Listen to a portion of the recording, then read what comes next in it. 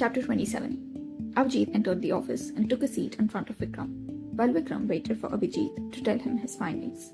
Abhijit took a few moments to collect his thoughts before he said, मैंने उन सब लोगों से बात की है जिन लोगों ने 20 साल पहले चार्ल्स का यहाँ पर छुपने में मदद की थी। सब लोग आज भी वही कह रहे हैं जो उन्होंने उस वक्त कहा था। हर किसी को यही कहना था कि जब वो यहाँ आया था तब उसके साथ अर्जुन और उसका एक वफादार नौकर के अलावा कोई नहीं था, और उसने उनसे कहा था कि उसने जेवियर और उसके पूरे परिवार को मार डाला, और अगर उन्होंने उसकी मदद नहीं की तो वो उन्हें और उनके परिवारों को मार डालेगा। ये कहकर कि उसके आदमी बस उसका एक इशारे का इंतजार कर रहे हैं। उन्हें शक हुआ पर साथ साथ डर भी, और इसीलिए उन लोगों ने उसकी मदद की थी। Vikram stayed silent for a few minutes, thinking about everything he said, and asked, क्या उसने किसी को भी बताया कि उसने उन सब का कत्ल क्यों किया?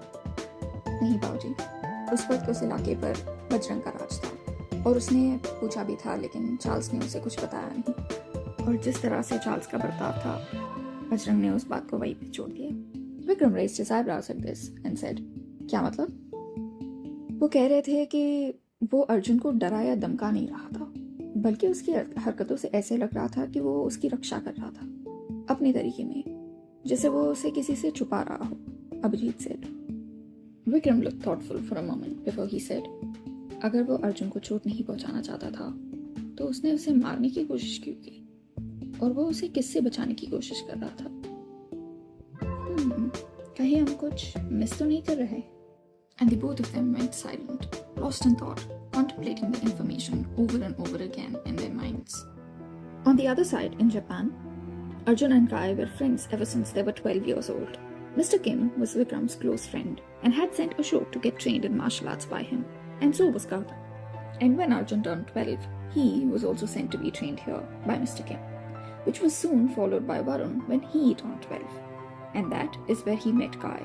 Both of them became friends instantly, as the two boys were always serious and closed off, even though Arjun was already training in traditional Indian martial arts like Kalariyapattu, Silambam and Malakam.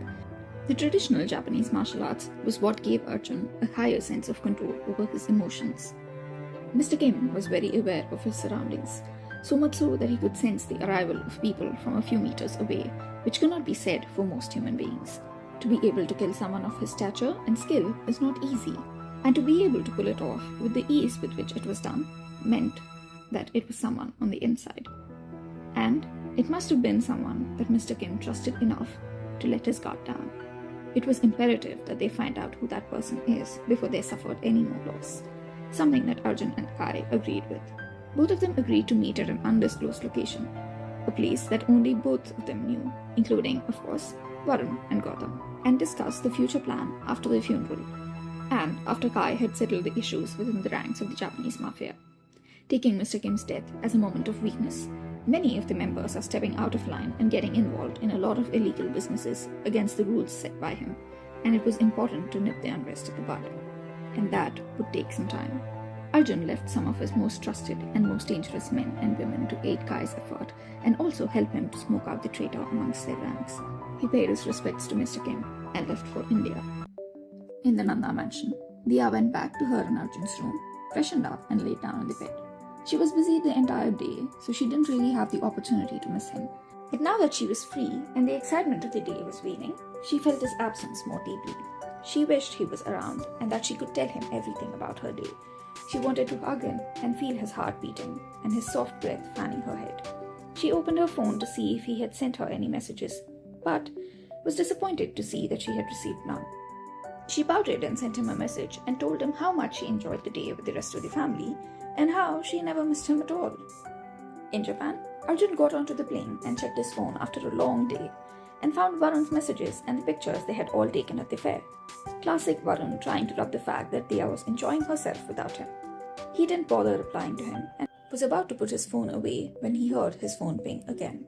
It was Diya. His heart raced. He thought she'd already been asleep by now, but turns out she wasn't. He immediately checked the message which said, Hi Arjun, कहाँ हो तुम? आज मैंने पूरी family के साथ बहुत मजे किए, और मैं आज पूरे दिन इतनी बिजी थी कि मुझे तुम्हारी याद ही नहीं आई. बिल्कुल भी नहीं. I didn't miss you at all. He could see her practically huffing and pouting while typing this message. He chuckled to himself reading it, which made the cabin crew look at him shocked. Like him laughing and smiling was something of a novelty, which, honestly, it was. They haven't really seen him smile ever before, at least not in this way. He never misbehaved with them, but he was also not an easygoing person like the rest of his family, which made them happy. He was a good boss. Most of the crew members were survivors that were either picked off the streets or were rescued from abusive families, prostitute homes, etc. by the Nanda Foundation. The Nandas not only gave them a safe place to stay and heal, they also helped them study and earn a livelihood for themselves, for which they would all be eternally grateful. They all smiled to themselves and went back to their respective work. Diya forced her eyes to stay open, waiting for Arjun to reply. She was so tired that it was a little difficult to stay awake, but she wanted to wait for his message. Just as she was about to close her eyes, she saw a message pop up, which read, "I missed you too, my love." And that made her day. She smiled to herself and drifted off to a peaceful sleep, clutching her phone to her chest. That is all for this chapter, ladies and gentlemen. I hope you all enjoyed it. Please leave your feedback in the comment section below. And do not forget to subscribe to my YouTube channel and follow me on Instagram to not miss another update. Thank you so much for your time. I will see you all again next week with yet another chapter. Until then, stay safe, take care, bye-bye.